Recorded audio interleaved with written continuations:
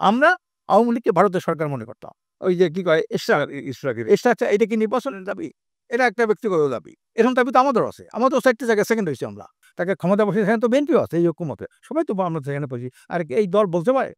এটা তো না স্বেচ্ছাচারী স্বৈরাচারী দলের বৈশিষ্ট্য।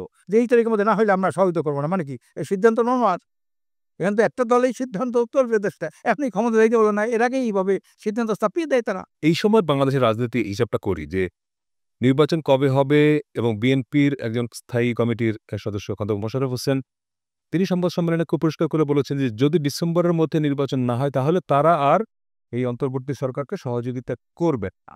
এই কথাই কোনো গণতান্ত্রিক কথা? এই যে কোনো গণতান্ত্রিক দল এই কথা বলতে পারে যারা গণতন্ত্রে বিশ্বাস করে? উনি নির্বাচনের মধ্যে না হইলে সরকার সহায়তা করবে না। এই সরকার তো জনগণের সরকার। এইরকম পপুলার লিডার, জননন্দিত নেতা বাংলাদেশের স্বাধীনের উপর আসে নাই। কারণ আমার সকল দল তাকে সমর্থন করছে।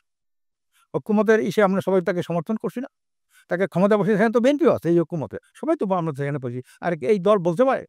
এটা তো না স্বেচ্ছাচারী স্বৈরাচারী দলের বৈশিষ্ট্য। যে এই তারিখের মধ্যে না হইলে আমরা সহযোগিতা করব না। মানে কি? এই সিদ্ধান্ত নেওয়ার এখানে তো একটা দলেই সিদ্ধান্ত করবে দেশটা। আপনি ক্ষমতা যাইতে বলবেন না। এর আগেই এইভাবে সিদ্ধান্ত চাপিয়ে দেয় তারা। এটা বলেন, এটা কোনো গণতান্ত্রিক দলের যার মধ্যে দলের মধ্যে ন্যূনতম গণতন্ত্র সেই কথা বলতে পারে যে এই তারিখের মধ্যে না হলে। কারণ উনি যাকে আমরা বসাইছি উনি তো একটা টাইম টেবিল বলে দিচ্ছে এবং উনি একটা মাস্টার প্ল্যান করতেছে যে কিভাবে একটা একটা দৃষ্টান্তমূলক একটা নির্বাচন এদেশে হতে পারে। ওই তাও তো ওই বলছে সেদিন তো বলছে যে আমি চাইতেছি যে একটা সুন্দর যারা এই দেশে কখনো নির্বাচন দেখে নাই এরকম আমরা নির্বাচন করবো। আর সেটার মধ্যে উনি বলছে এই তারিখে না হইলে সহযোগিতা করবো, এই তারিখে না হইলে আমরা মাঠে নামবো। মানে কি? না বিএনপি তো অলরেডি মাঠে আছে নির্বাচনের দাবিতে। না ওই মাঠে আছে। ওই মাঠে আছে। এরই সে মাঠে। ওই যে কি কয় স্ট্রাকচার এটা কি নির্বাচনের দাবি? এটা একটা ব্যক্তিগত দাবি। এরকম দাবি তো আমাদেরও আছে। আমরাও ৪ টি জায়গায় সেকেন্ড হইছি আমরা। তা আমরা তো এইভাবে রাস্তায় নেমে আমরা কেস করছি। আমরা তো ৪ টি জায়গায় আমরা সেকেন্ড। না বরিশালে তো আপনাদের কর্মী সমর্থকরা বিক্ষোভও করেছে। না এরা করছে ইসে কিন্তু ওটা তো ওইভাবে রাস্তা ব্লক করে নাই। ব্লকেট করে নাই। তারপরে খুলনায় খুলনায় তো অনেক ভোট আমাদের। প্রায় ৬২,০০০ ভোট খুলনায়। তারপরে রংপুরে আমরা অনেক ভোট পাই আমরা সেকেন্ড হইছি। তারপর রাজশাহীতে আমরা সেকেন্ড হইছি। তারপরে ভাঙ্গা এরকম অনেক উপজেলা পর্যায়ে পরিষেবা আছে যেখানে আমরা সেকেন্ড হইছি। তা আমরা তো এইভাবে রাস্তা ব্লক করি নাই। জনগণকে কষ্ট দেই নাই। আর আমরা আমাদের রাজনীতির উদ্দেশ্য হলো আমাদের কার্যক্রমে জনগণ যাতে কোনো কষ্ট না পায়। আমরা রাজপথে তো জনসভা করতে চাই না। যার আগে ছিল জনসভা করতাম পল্টনে, পল্টন বন্ধ করছে শেখ হাসিনা। পল্টন বন্ধ। তারপর ছিল মুক্তাঙ্গন, সেটারে আবর্জনার স্তূপ বানাইছে। গাড়ির গ্যারেজ ওই যে দলীয় গাড়ির গ্যারেজ বানাইছে আর আবর্জনার স্তূপ বানাইছে। তারপরে সরোয়ার্দী উদ্যানে নানান রকমের স্থাপনা এইটা সেইটা পুকুর ঘাট পড়িয়া ওটারও কোনো অবস্থা নাই। তো মানুষ যে তার কথা বলবে, হ্যাঁ? তার দাবি জানাবে, এটা গণতন্ত্রের দেশ এইটা তো সেই জায়গা রাখে নাই তো। এইজন্য আমরা তো রাস্তায় নামতে চাই না। মানুষের কষ্ট হয়। এই রাজনীতি আমরা করি না। মানুষের কষ্ট দিয়ে রাজনীতি তো আমরা করি না। এরা ওরা করে। চাঁদাবাজি মানুষকে কষ্ট দেয়, খুন করে মানুষকে কষ্ট দেয়, হ্যাঁ, রাস্তা ব্লক করে মানুষকে কষ্ট দেয়। এটা তো ওদের এই কষ্টটাই হলো মানুষকে কষ্ট দেয় হলো ওদের রাজনীতি। সেনাপ্রধান একটা যে অফিসার্স অ্যাড্রেসে অনেকগুলো কথা বলেছে করিডোর নিয়ে, বন্দর নিয়ে এবং নির্বাচন নিয়েও তিনি বলেছেন যে তিনি চান ডিসেম্বরের মধ্যে নির্বাচন হওয়া উচিত তিনি মনে করেন।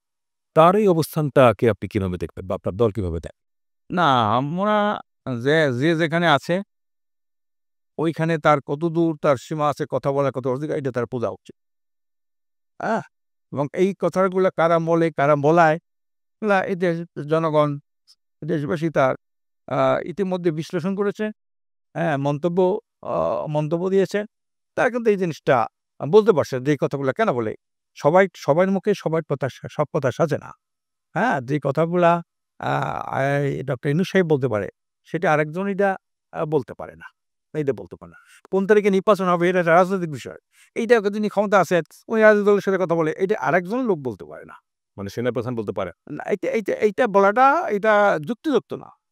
এই কথা বলাটা যুক্তিযুক্ত না। নির্বাচন কবে? দেশের অবস্থা যদি তার কাছে মনে হয় যে স্থিতিশীল না, দেশটা ঠিকমতো চলছে না, তাহলে কি ওনার জায়গা থেকে উনি এই আওয়াজটা জানাতে পারেন না? না এইটা তো ওনার কোনো নাই। এইটা সরকার আছে, বিরোধী দল আছে, রাজনৈতিক দল আছে, সরকারের সাথে সমঝোতা করবে, আলোচনা করবে, সেখানে দাবি জানাইবে, তার সাথে কথা বলবে, সেখানে বলতে পারে। সাংবাদিক সম্মেলন করে, জনমত তৈরি করবে, সরকারের বিরুদ্ধে চাপ প্রয়োগ করবে, সেটা বিরুদ্ধে। কিন্তু উনি তো এটা যারা যে দল এই তারিখের মধ্যে নির্বাচন না দিলে আমরা কোনো সহায়তা করবো না, সেই তারিখে যদি আরেকজন লোক কথা বলে প্রজাতন্ত্রের একজন কর্মকর্তা হবে, এটা একটা সন্দেহজনক হয় না? এটা উনি কেন বলবেন? এটা দলীয় কথা, এটা বিএনপি বলতে পারে, ঠিক না? এটা অন্য দল বলতে পারে।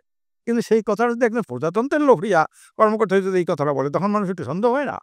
আর মানুষ তো আগে সচেতন না। কি সন্দেহ হয়? সন্দেহ তো নানামুখী সন্দেহ। ওই যে বললাম, যে গরিবের বউ সবার ব্লাউজ, একটা কথা আছে না? গরিবের বউ থার্ড ওয়ার্ল্ডের রাষ্ট্রগুলো নিয়ে যে কত ষড়যন্ত্র, কতমুখী ষড়যন্ত্র চলতে জানেন না? আচ্ছা, সিকিমটা একটা স্বাধীন সার্বভৌম রাষ্ট্র ছিল না? সেটা কেন হইল? এখানে রাজনীতির মধ্যে রয়েল লো ডুবেছে না? তারা কি করবে এটা? ওই সিকিমের লেন্দু দর্জি বলল যে নরেন্দ্র মোদীর সঙ্গে দেখা করতে দিল্লি গেল। সে বলে, আগে আমি যখন স্বাধীন ছিলাম আমাকে লাল গালির সাথে সম্বর্ধনা দিত ভারতে গেলে, আর আমি 3 দিন মতো অপেক্ষা করতেছি, দেখাই করতে পারি না, ঠিক না? কাজে শেখ হাসিনাকে জ্যোতি বসু চিফ মিনিস্টার বললে কত বড় একটা লজ্জা। আমরা সেকে প্রতিবাদ, শেখ হাসিনা আওয়ামী লীগের সাথে আমাদের ওনাদের টার্মে বলেছে। ওনাদের টার্মে বলবে কেন? ওটা জ্যোতি বসু শিক্ষিত মানুষ না? উনি বোঝেন না চিফ মিনিস্টার কি আর প্রাইম মিনিস্টার কি? এটা কি শেখ হাসিনা কোনো প্রতিবাদ করছে? না, মনে নাই। আমরা আওয়ামী লীগকে ভারতের সরকার মনে করতাম। এটা কোনো দালাল আমলের সরকার না, সহজেই না, এটা ভারতের সরকার। আমরা পরিষ্কার, আমাদের মোহতারাম আমির পরিষ্কার, মরহুম আমির বলছেন যে আওয়ামী লীগ ভারতের দালাল না, আওয়ামী লীগ ভারতের সরকার। আর চিফ মিনিস্টার বলে ওনার কোনো প্রতিবাদ করে না। এটা দেশের একটা অপমান না? হ্যাঁ, আওয়ামী লীগের সাথে আমাদের সম্পর্ক নাই, কিন্তু এই যে পদটা তো একটা সম্মানের পদ, প্রাইম মিনিস্টার। একটা স্বাধীন সার্বভৌম রাষ্ট্রের প্রধানকে প্রাইম মিনিস্টার বলে, একটা অঙ্গরাজ্যের প্রধানকে চিফ মিনিস্টার বলে। ওনাকে চিফ মিনিস্টার 2 বার বলছে, কিন্তু এটা মানে মুখ্যমন্ত্রী মুখ্যমন্ত্রী মানে কি? এটা উনি জানে না? এটা বোঝেন না?